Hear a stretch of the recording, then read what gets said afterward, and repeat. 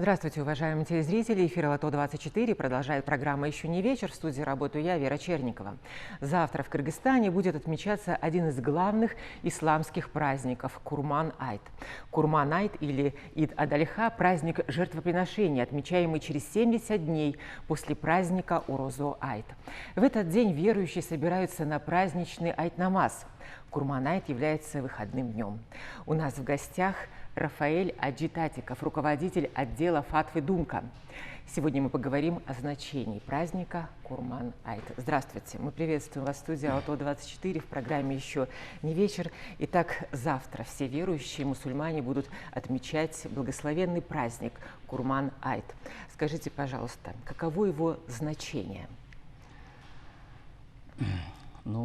Значение этого праздника заключается в том, что человек, то есть верующий, мусульманин, ради Всевышнего Аллаха приносит в жертву животного, тем самым, то есть это же животное имеет материальную стоимость, он жертвует материальной стоимостью, ради Всевышнего приносит в жертву это животное.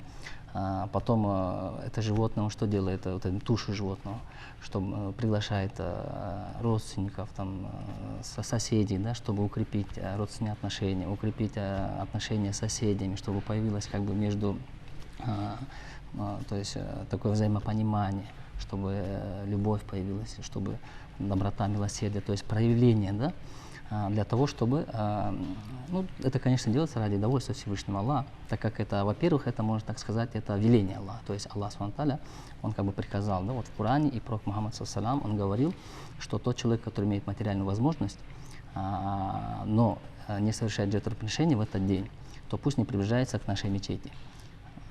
То есть «Ман кана лаху саатан ва лям юдахи фаля якрабанна масджидана хаза мусаллана». То есть пусть не приближается. То есть у кого есть в этот день возможность, то он обязан совершить жертвоприношение. Но в этот день совершается праздничный айт-намаз. Скажите, пожалуйста, какова программа празднования этого дня завтра в Кыргызстане? Вообще, есть три основных момента в этом празднике. Первое – это уже начинается 9 месяца Зуль-Хиджи, то есть сегодня, после утреннего намаза читаться такбир, называется такбир ташри, Аллаху акбар, Аллаху акбар, то есть после каждого намаза читают до 13 числа. И это первое, Второе совершается 10 числа айт-намаз. То есть сегодня день Арафа же, то есть сегодня день, то есть это называется день Арафа, Киям Арафа, то есть стояние, это во время хаджа выполняется, так как в этом году, хаджа. Хадж что будет, то есть там у них они будут проводить хадж, но для стран других квот нету, в связи с пандемией, конечно. Поэтому второй совершается айт-намаз. То подготовка у нас идет, в этом году на площади айт-намаза не будет, айт-намаз будет совершаться в мечетях. В центральной мечети тоже будут, и сейчас уже наши тоже к этому готовятся, мечеть убирают, готовятся, чтобы все прошло по санитарным нормам. Но уже сейчас в средствах массовой информации говорят о том, какие правила необходимо соблюдать во время праздничного айт-намаза. Расскажите, пожалуйста, давайте напомним, я думаю, что это будет не лишним. Конечно, это во-первых, человек должен прийти в маске, то есть использовать маску со своим антисептиком, взять свой джай-намаз, желательно, чтобы постелить свой джай-намаз, потом соблюдать дистанцию в мечетях. Это то есть те, кто устраивает в каждой мечети, имам и так далее, они должны это все хорошо продумать, чтобы соблюдалась дистанция. Это важный пункт соблюдения дистанции. Помимо этого не задерживаться много в мечети. Пришли, намаз прочитали и уже сразу разошлись. Потому что все-таки в связи с пандемией надо соблюдать эти нормы, чтобы мы не стали причиной еще большего распространения болезни. Мы знаем, что с каждым годом количество желающих совершить айт-намаз становится больше. Но в этом году необходимо соблюдать дистанцию в 1,5 метра. Скажите, пожалуйста, какой выход вы нашли, чтобы все верующие смогли прийти в мечеть, помолиться, но в то же время и соблюдали дистанцию? Как я уже сказал, те, кто устраивает, организаторы в мечети, они должны учесть эти все моменты, чтобы люди поместились. Поэтому мы хотим сказать так, чтобы каждый старался читать намаз там, где он проживает, то есть не идти в центральную мечеть. Да, у нас же, как обычно, есть же привычка, все во время праздников идут в центральную мечеть, больше стараются в центральную мечеть прийти. Конечно, когда все приходят в центральную мечеть, то люди не помещаются. Приходится даже на улице и так далее. Поэтому мы хотим, чтобы люди, они, то есть те мусульмане, которые у себя проживают, у них мечеть есть в их местности, да, пусть они там и читают. То если каждый у себя в местности читать будет, в одном месте собираться не будут, то я думаю, как бы проблем с этим не будет, с местом, то есть и соблюдение дистанции. Вот еще распространили такое правило, что запрещается приводить маленьких детей и больных, а также граждан с повышенной температурой. Будет ли какое-то измерение температуры именно? Ну да, во многих как бы мечетях, мы насколько знаем, вот, например, у нас центральные, то здесь стоят специальные, ну вот эти как бы, которые замеряют температуру, да, приборы стоят. Также будут у входа, наверное, стоять, то есть будут у входа стоять ребята, которые будут обрабатывать руки, ну, указывать, кто куда вставать, ну, чтобы как бы порядок был, это как бы обязательно. А то, что касается детей, то, конечно, они же как бы дети, потом люди пожилые очень, которые являются в зоне риска, да, можно сказать. И те, кто с температурой, так как этот человек, он же болеет же, возможно, у него коронавирус, поэтому, конечно, по этой причине ему дома читать. Я хочу напомнить нашим телезрителям, что на своих экранах вы видите телефон прямого эфира. Все вопросы вы можете задать нашему гостю Рафаэлю Аджи Татикову. Скажите, пожалуйста, вот праздник отмечается в честь пророка Ибрахима. Что гласит Коран?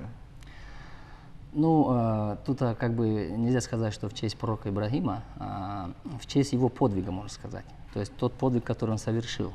Вот знаете, во все времена человечество, оно как бы старается, можно так сказать, запечатлеть, да, увековечить какие-то великие моменты, подвиги людей, да.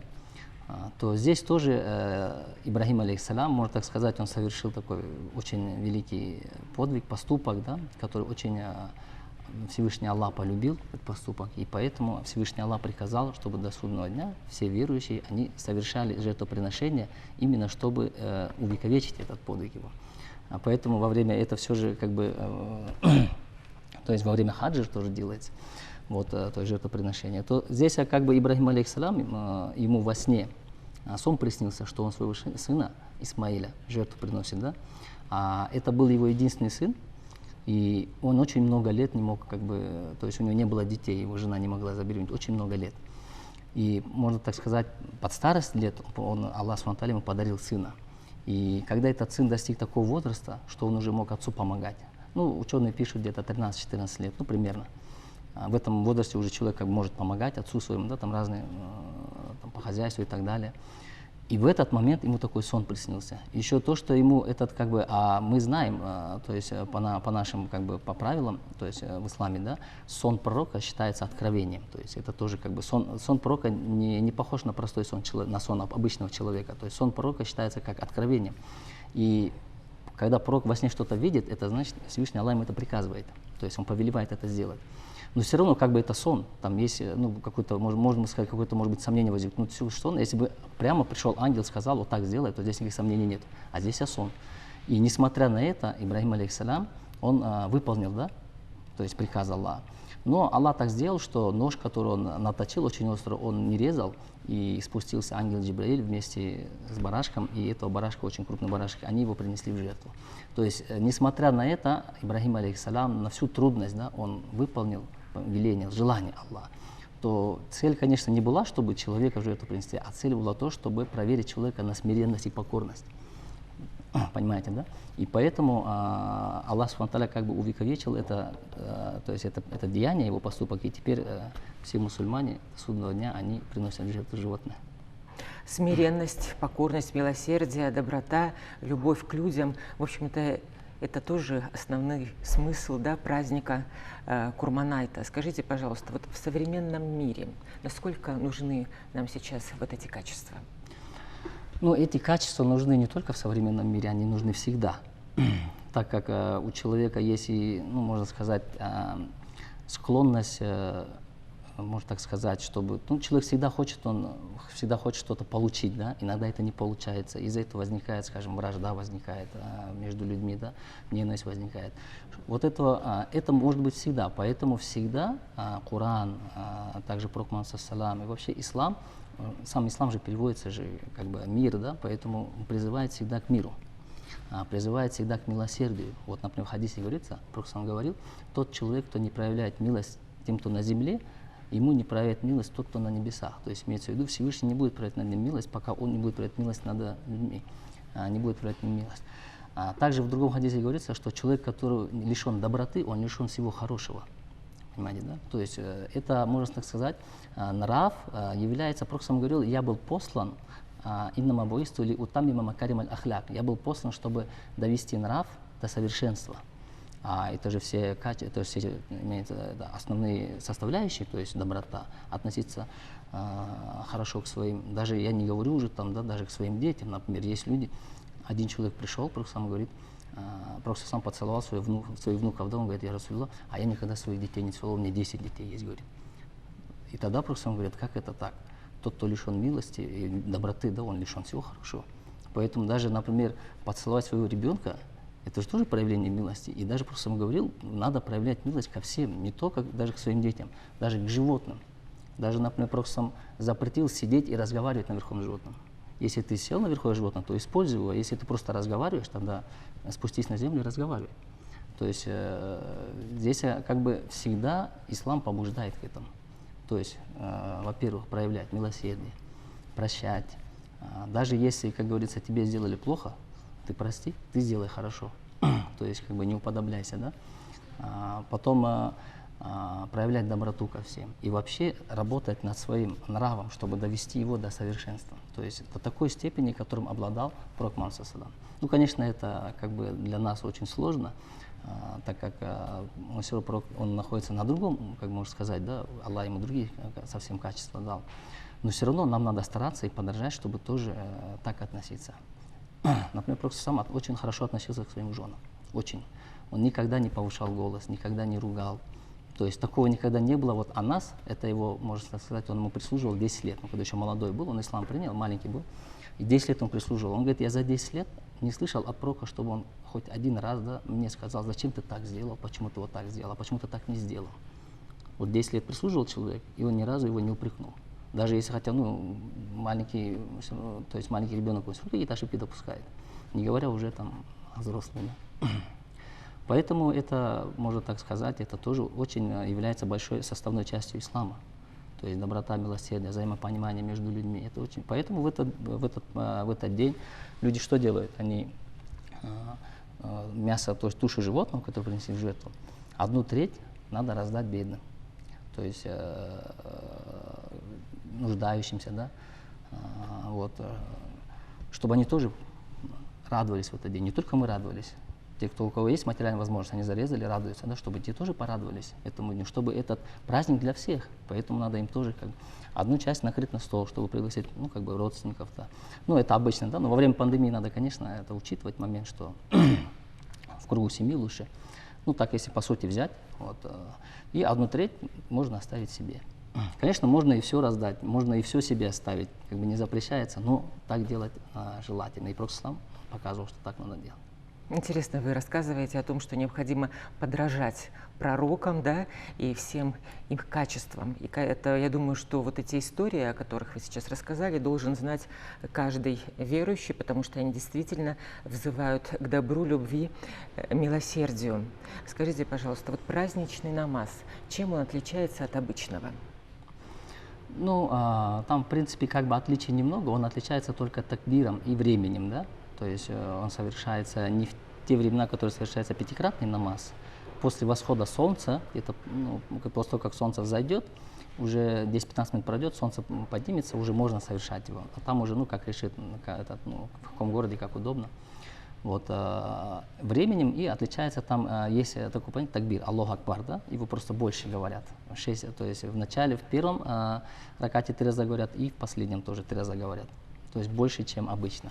А так, в принципе, все одно и то же. Читается, то есть суры, то есть читается аята Корана, да, ну как вот по порядку читается, так, в принципе, 2 раката намаза.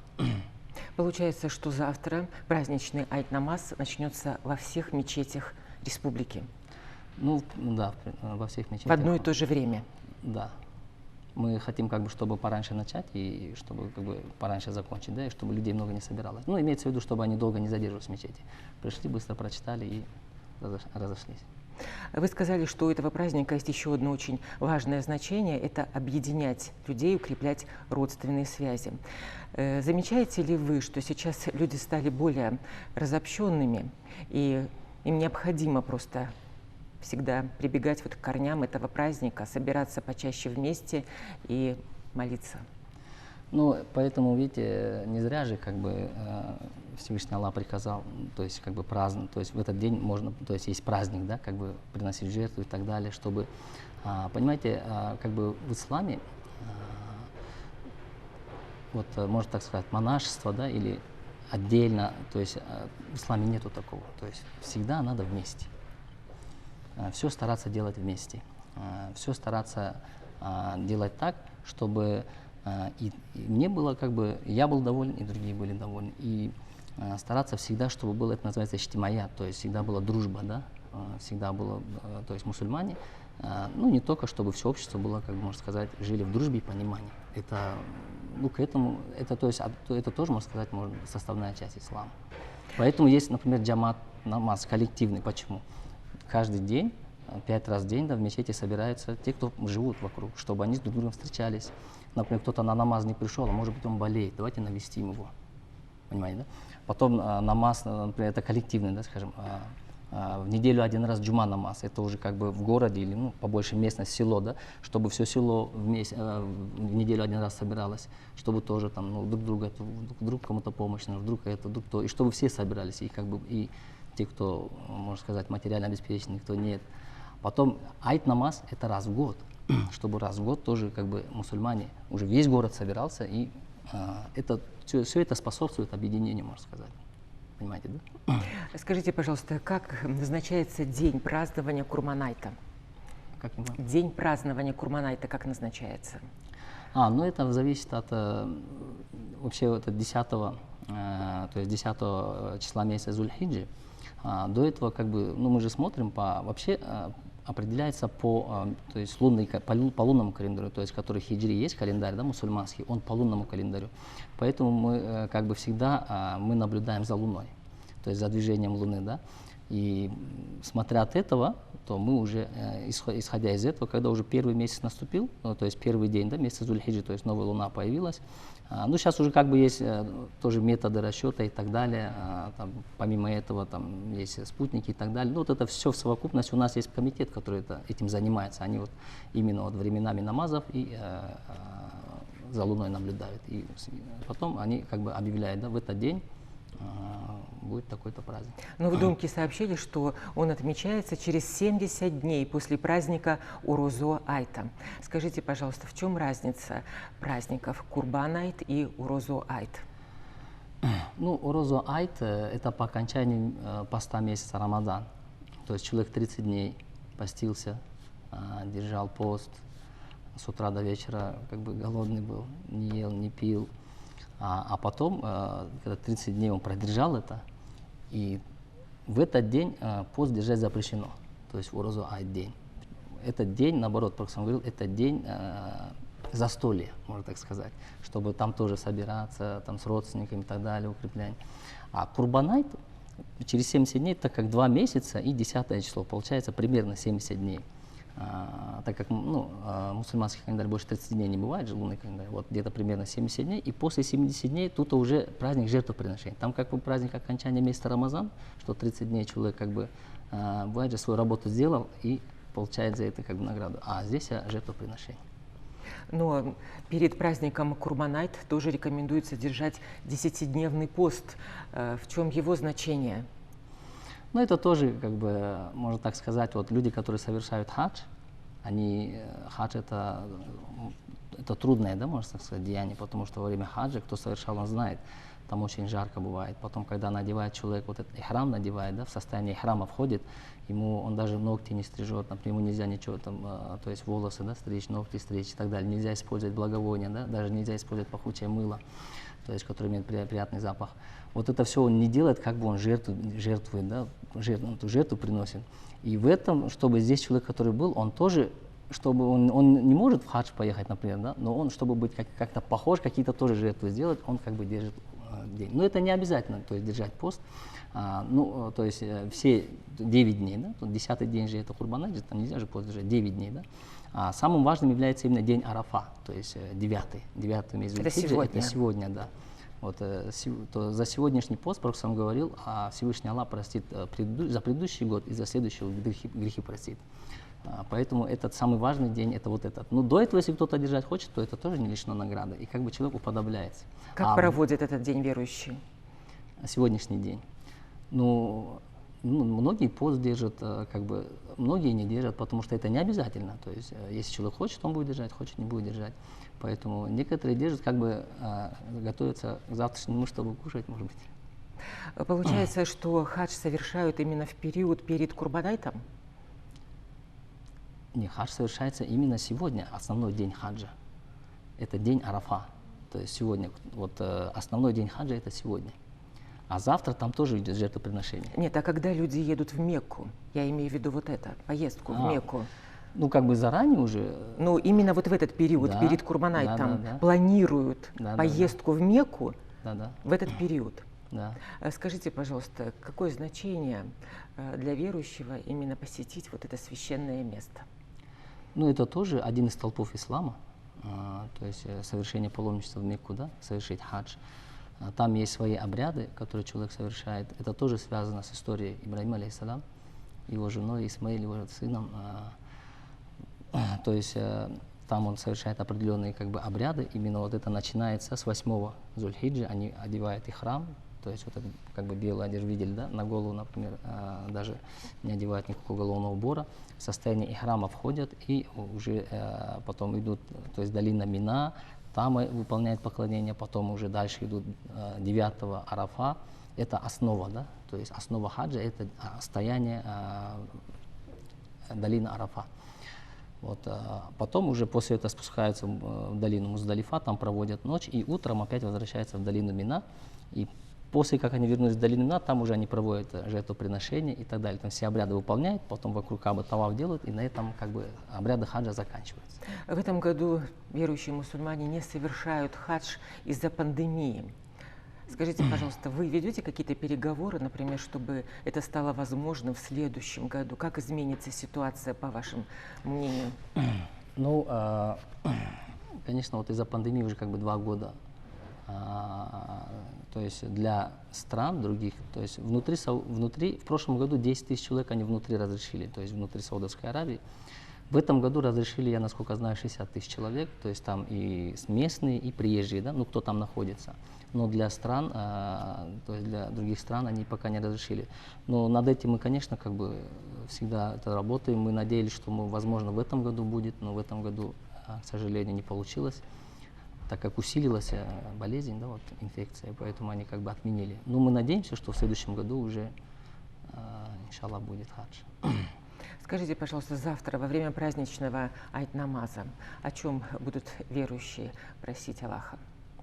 Ну, будут просить о прощении, будут просить о том, чтобы Всевышний Аллах принял, да, те жертвы, которые они приносят ради Аллаха. Особенно те люди, которые во время хаджа, они просят, чтобы Аллах принял их хадж, так как хадж выполняется один раз в жизни. То есть это один раз в жизни человек выполняет хадж, чтобы Аллах Всевышний его принял, да, как положено, чтобы выполнить этот. И также здесь вот тоже наши стараются это дуа делают, чтобы, ну, основное, да, чтобы прощение Аллах дал, благословение и так далее. А будет ли место молитве за благополучие нашей страны? Ну, конечно, это как бы всегда есть. Каждый верующий, наверное, он всегда молится, чтобы, то есть во время своей мольбы, дуа, он упоминает свою страну, чтобы в стране как бы была стабильность и так далее, чтобы Аллах дал благополучие, процветание. Например, наверное, все делают, я, например, всегда делаю. Это даже как бы не обязательно во время праздника делать, это надо всегда просить. Но завтра, наверное, муфти тоже будет наш как бы дуа делать, так сказать, общее.